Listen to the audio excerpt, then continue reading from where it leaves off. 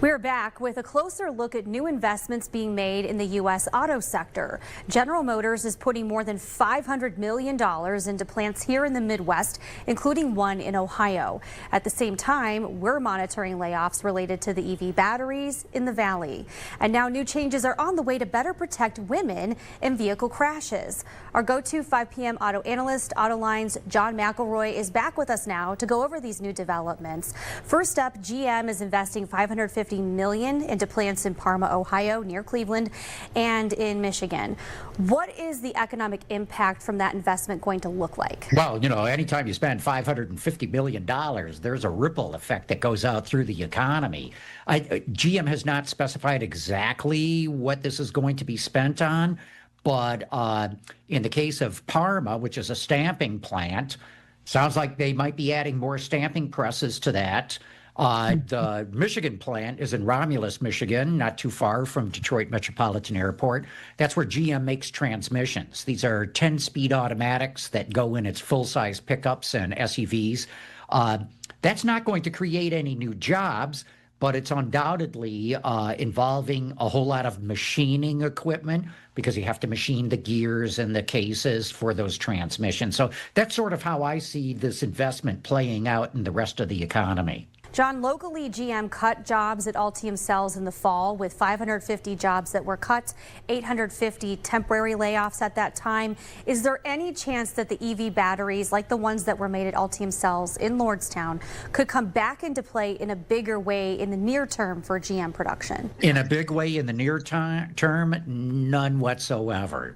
That's just not going to happen. Look, when the EV incentives went away, the sales dropped off dramatically. That segment has fallen by half. But it's not dead. This year alone, over 1 million people bought electric vehicles in the United States. And that's sort of been where this segment has been for a number of years now. We're selling over 1 million a year. That's a pretty big segment.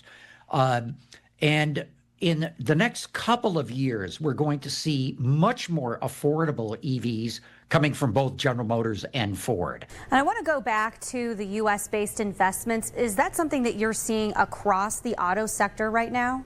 Yes, there's no question that there is much more investment going into manufacturing in the U.S.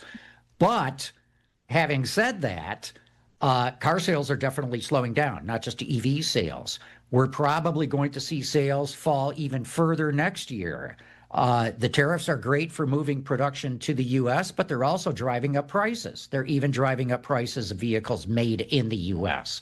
We're also reporting tonight on new designs that the U.S. Department of Transportation just finished for female crash test dummies. So what improvements did they make to the design to help benefit us women if we get in a crash? Yeah, I can't tell you the exact physics of the crash test dummy.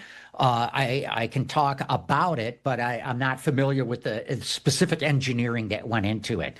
Number one is I can't believe that it's been 35 years for a new crash test dummy to come in to replicate what women are like. And men and women, we're different physically. Yeah. And we see that women are injured in car accidents differently than men are.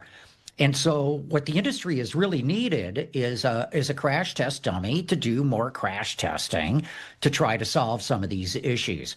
So, for example, the crash test dummy that they use for females right now was actually designed and engineered and came out in 1991.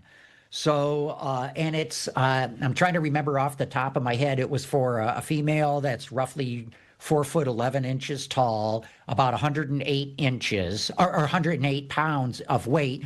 And so this new crash test dummy that's coming out is more in line with what the average female is today. And it should help lead to better designs that prevent women from getting injured in accidents. All right. Thank you, John, for joining us as always. Anytime. Thanks.